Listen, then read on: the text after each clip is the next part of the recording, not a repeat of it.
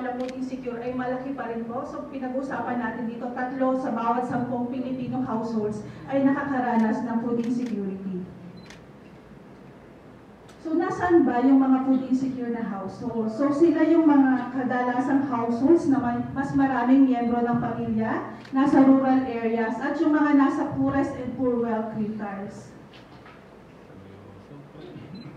So ano ba yung epekto ng food insecurity sa malnutrition? So sinasabi natin na may direktang epekto ang food insecurity sa malnutrition. So pag sinabi natin malnutrition, pwedeng undernutrition, overnutrition, or micronutrient deficiencies.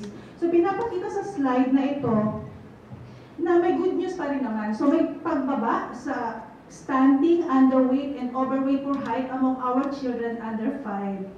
So, katulad din ng yung consistent sa pagbaba ng ating food insecurity.